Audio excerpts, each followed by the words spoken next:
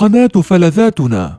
سبحانك ربي يا رحمن، يا من كرمت بني الإنسان، وجعلت الأسرة تجمعنا وتقينا من لفح الحرمان. إن قام الأب بتربية للروح وأيضا للأبدان، وزرع الخير بأبناء وأسس ذياك البنيان، فسيحصد من ذلك خيرا وسيهزم أجناد الشيطان، ويؤسس بيتا للتقوى ويؤيد من رب منان، ويعامل زوجا بالحسنى ويعمر بيتا بالإحسان. قناة فلذاتنا. ويحفظ للأخت محبة، فالأخت كأنفاس الريحان، ويشد بكف لأخيه كي يقفا في وجه الطوفان. أسرتنا يا نعمة ربي، يا وردا أزهر في البستان، يا قارب خير يحمينا إن عصفت أمواج الخلجان. إن عاشت أسرتنا بشرع سنكون معا في بر أمان، سنكون معا في بر أمان. قناة فلذاتنا. Sometimes I have conversations with my kids that go like this. Mom, can I play on the computer? No. Why not? Because why? And the 4 words that kill that conversation faster than you can blink? Because I said so. You know that conversation, don't you? It's really just a variation on the theme of not now. Go ask your mother and just do what I said. Why is it okay for me to talk to my kids that way, when with every other adult in my life I would never say because I said so? I would say, because my gut says no, or because I have other plans, or because I tried this and it worked for me and I thought of you. I talk this way to other adults because I respect them. I see them as equal, as having a stake in the conversation and deserving of something more than a one-sided conversation, like because I said so. I assume you're having respectful conversations with the adults in your life too, and if you're not, I'm guessing those interactions don't feel so good. So why is it that we think it's okay to talk to our kids like this? Or when is it? When do kids become deserving of more than just a pat answer? Is it when they start puberty, when they learn to drive, when they vote for president? Is it their level of education, their life experience? Why don't we see kids this way? Don't they have a stake in the conversation too? What if you and your child have equal value? Neither of you better or less than the other. What if you saw your child as equal to you in their capacity for creativity, intuition, intelligence, even if it's not yet fully formed? Kids, they need guidance. They don't have the same abilities and the same privileges that we do as adults, but that doesn't mean they don't have equal value. I wouldn't give my 10-year-old the car keys, but that doesn't mean he's not equal to me. Why don't we see our kids as equal? Here are a few reasons that I came up with, and I'm embarrassed to say that during my 10-year parenting career, I think I've said or thought just about all of them. I'm the adult, you're the child, I know better. Don't ask me right now, I'm too busy, just do what I said, I don't have time to explain it. Why bother? Kids never listen anyway. That's how I was talked to. That's just how you talk to kids. Or, I don't think kids understand if you were to explain it. They're too young. I'm the adult, you're the child, You got to listen to me. What are the potential long-term consequences of talking to our kids with this orientation? In my work with my clients who are finding their natural genius, their authentic voice, several themes arise over and over again. They sound like this. I don't know what I want. I don't know what's best for me.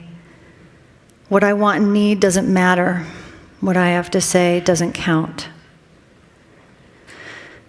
I want to get it right. I don't want to be wrong. So I'm scared to just start it.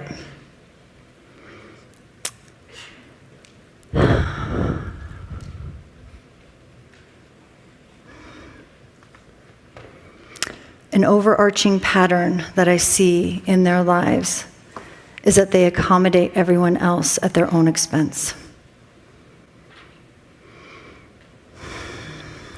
Yesterday, I had the opportunity to spend some time with some students here at Bend High, and I asked them, why do you think your parents don't see you as equal? And they gave me a lot of different answers, but there were three that stuck out.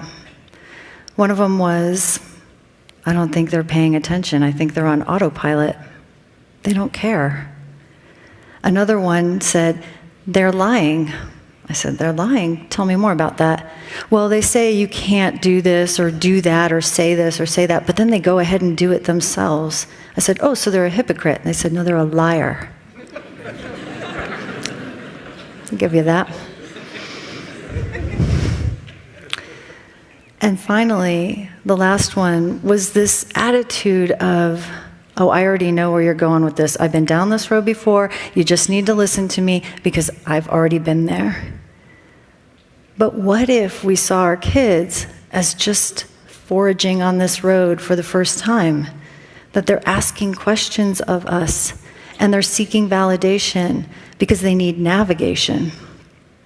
I told those kids I was scared as hell to stand on this spot today because I was afraid. Well, I'm afraid I would forget and screw up, which I already got that out of the way, so that's good.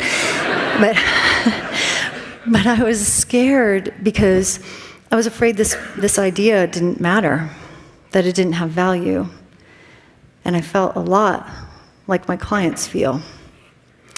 I was scared because this idea of equality is still changing me. It touches something deep and raw and vulnerable in me. Something where I'd like to believe that I always saw my kids as equal to me in value. But I realize that I don't always speak to them that way. I saw parenting as a role, not a relationship, and certainly not a relationship of equality, but more like, I'm the mom, just listen. What if you saw your kids not as empty vessels to fill with all your wisdom and knowledge, and that if they didn't follow it, you somehow failed? Or that their behavior is a poor reflection upon you, and instead perceive them as individual, sovereign beings who have inherent value and preferences? What if, instead of feeling like you had to have all the answers, you said, I don't know what's going on here, but I'm pretty sure we can figure it out together? What if, instead of blaming your parents for what you didn't get when you were growing up, you looked at your kid and you just gave it to them anyway?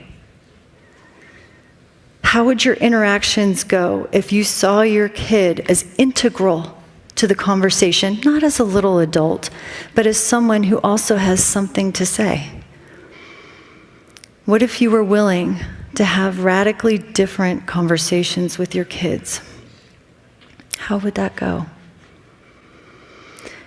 Here's an example that I think we can all relate to from daily life. And if you don't have kids, think about this in the context of your employees or your colleagues, your clients, your patients, maybe even your partner or spouse. So how many of us feel like we're just nagging people all the time? Yeah, you're just nagging them. In my house, it's around homework, specifically with my 6-year-old, because she has a lot of homework, way more than her brother, who's older.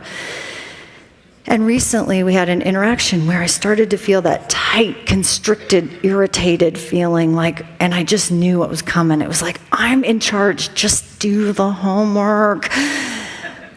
And I used this cue as, a signal to myself to stop and take a deep breath. I sat on the step, I looked her in the eye, I said, honey, what happens when you do your homework? My teacher checks it at recess. What do you think will happen if you don't do your homework? I'll have to stay in at recess and do it. Do you want to do it now or at recess? Now. It was done like that.